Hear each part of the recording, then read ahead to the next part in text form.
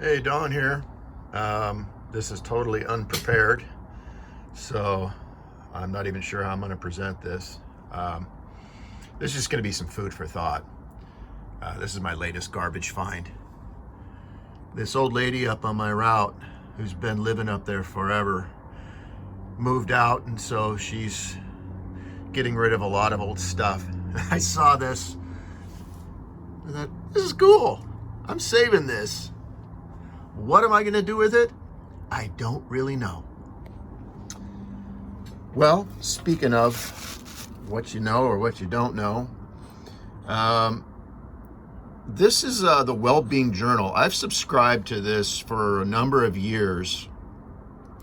I was into alternative health and supplements and all that sort of stuff back in the 80s when that was actually considered kind of an odd thing. Very few people were into it.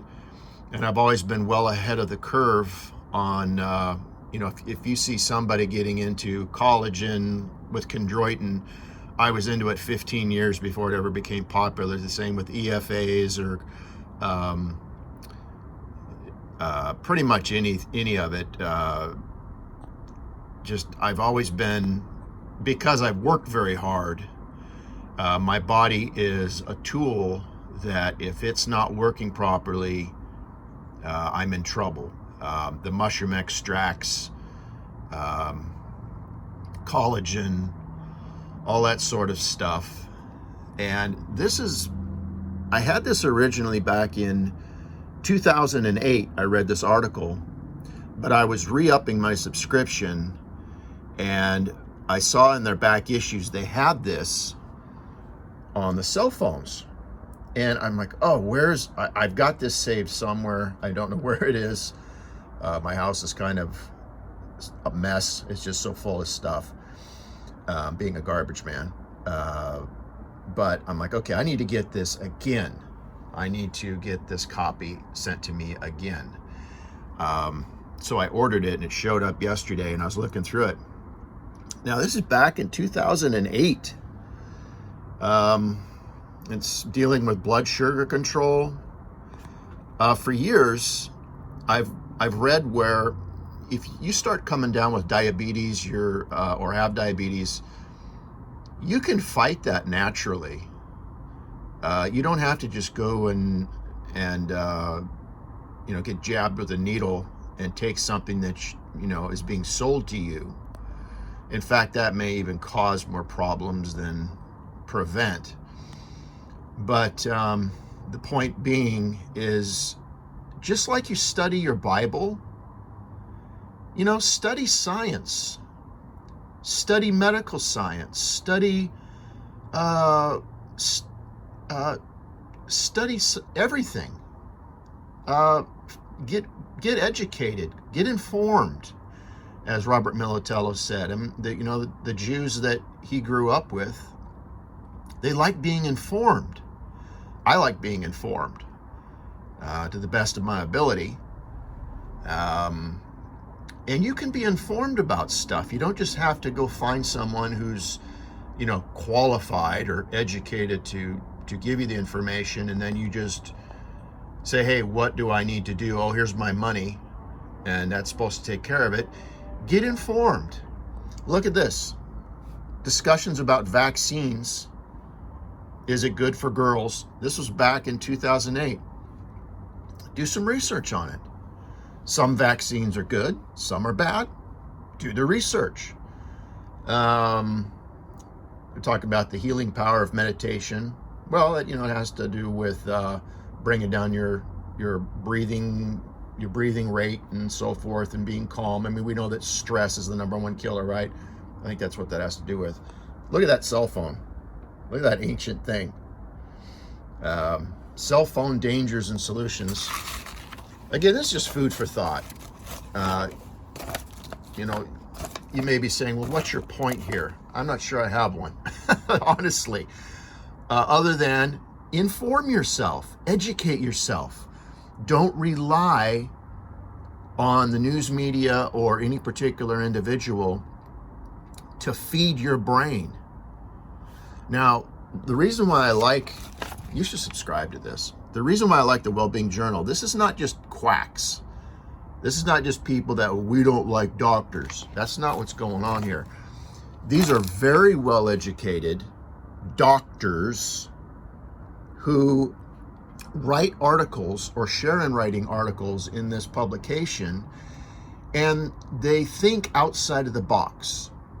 And so you can learn an awful lot from these actual doctors who, you know, they're not at work per se, so they're not at risk of losing their tenure, losing their job because they said something that didn't support Big Pharma or whatever. They're just going to tell you what they really believe based on their educational research.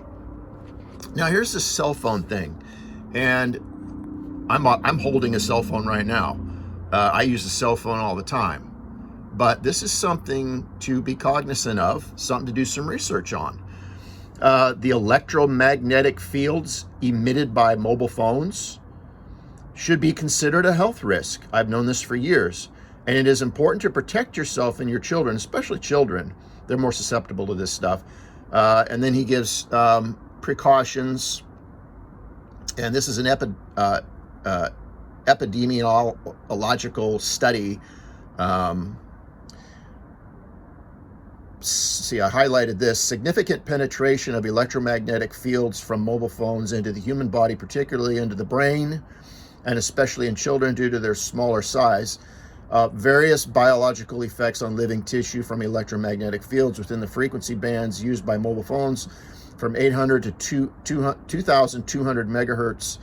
Notably, an increase in the permeability of the blood-brain barrier and an increased synthesis of stress proteins. And he's going through here, giving you a lot of information. That's just something to consider. And he brought up a very interesting point about tobacco and asbestos.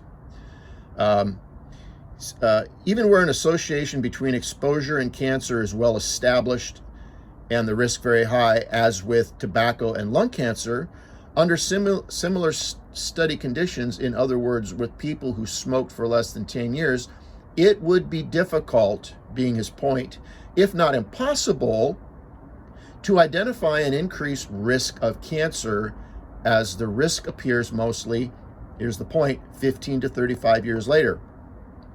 And he was saying, at first, you know, my doctor recommends Philip Morris. Those old commercials.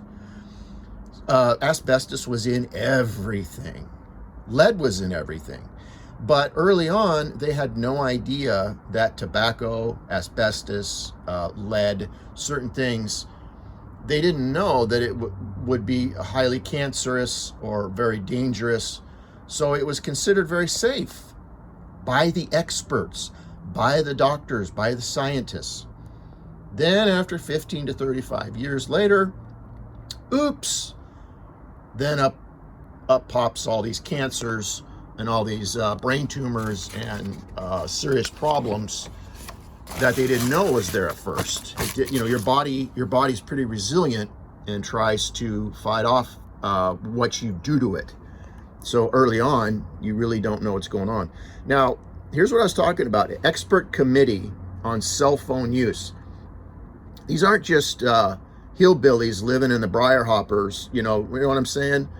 These aren't just, you know, these bearded, tobacco chewing, you know, Trump hat wearing, we don't trust the government. That isn't what we're dealing with here. Look at this list. Look at this list. These are the individuals that contributed to this article on the dangers of cell phone use. And this will extend to your computer modem or your phone in the house that's cordless, if you still have such a thing. They put out a radiation, and it's just something to be aware of. It's something to just not be ignorant of. I'm going to still use a cell phone, but I'm educated on it as well as I can be. I try to keep in the back of my mind what the dangers could be. Not walk around in fear, wringing my hands all the time, but informed. Just like I would with my Bible, just like I would with false religions, just like I would with evolution versus creation, just like I would with a lot of things, just like I would with my welder. I try to keep myself informed. Whatever subject it is that's important to me, I try to inform myself. Cell phones and the blood-brain barrier. After only 2 minutes of cell phone exposure, the blood-brain barrier fails, allowing proteins that can cause nerve damage and enter the brain. Molecules such as proteins and toxins can pass out of the blood while the phone is switched on and enter the brain. We need to bear in mind diseases such as MS, which my wife has been dealing with. And by the way, I did research on that, and the doctors couldn't help her. And my research helped her, actually. And research of others that I was able to read helped her. And it came down to mushroom extracts. Hit me up if you have MS and want some information. And Alzheimer's, which is very prevalent today, are linked to proteins being found in the brain, says Leif Salford of Lund University in Sweden. This guy is no punk. So he adds, is Parkinson's disease, is Parkinson's disease. Cell phone and cell phone tower radiation. I bet you've got a cell phone tower near your house, like I do, practically right across the street.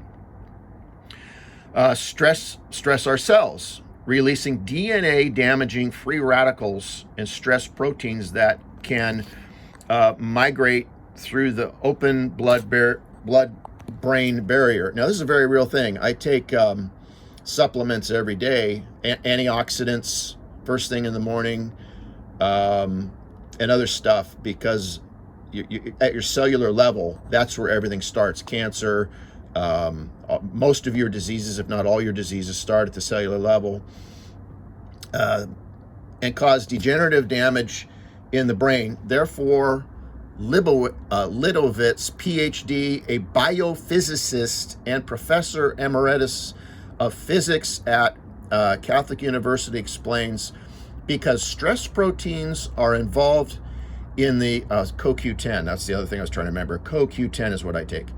Because stress proteins are involved in the progression of the number of diseases, heavy daily cell phone usage could lead to great incidence in disorders such as Alzheimer's and cancer. And we could go on and on and on here. It's just something to consider. It's not something to, you don't have to wrap your house in tin foil. All right. That's just something to keep in mind. Keep yourself informed. And here's another thing on cell or mobile phone increase. I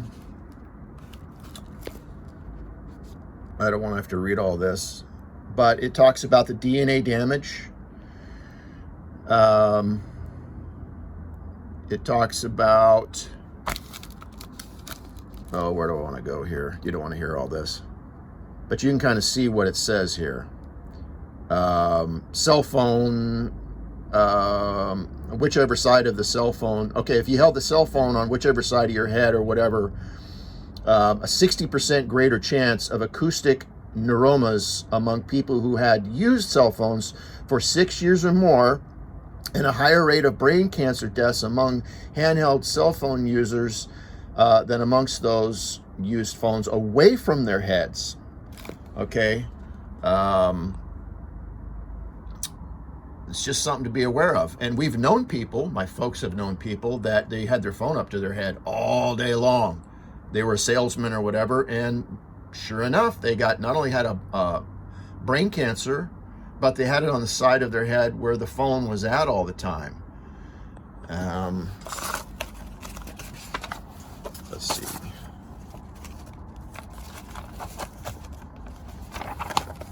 Just some information here. See, they're talking about vaccine and drug cautions. You don't have to You don't have to be wringing your hands, walking back and forth all day long, but just keep yourself informed.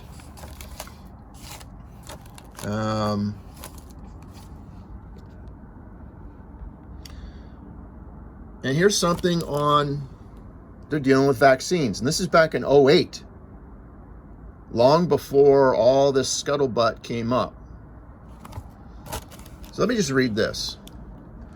Possibly the worst vaccine is the MMR, which supposedly provides immunity against mumps, measles, and rubella. More than 4,900 families filed lawsuits, it's quite a number, after the children became autistic within days of getting the shot. This is actually, I've done some research on autism. I know 2 different autistic individuals. And one was born with it and the other one became autistic in youth after being immunized. And I believe it comes down to causing inflammation in the brain and that kind of thing. But they filed lawsuits after the children became autistic within days of getting this shot. And this is a thing.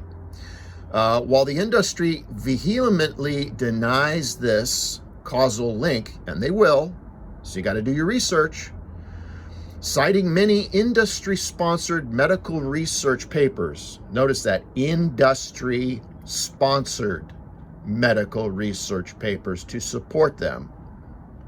All right, and we've seen that with the Bible. We've seen that with what does the original Greek say, right? All that sort of stuff. The experts promoting Darwinism. It's all the same baloney.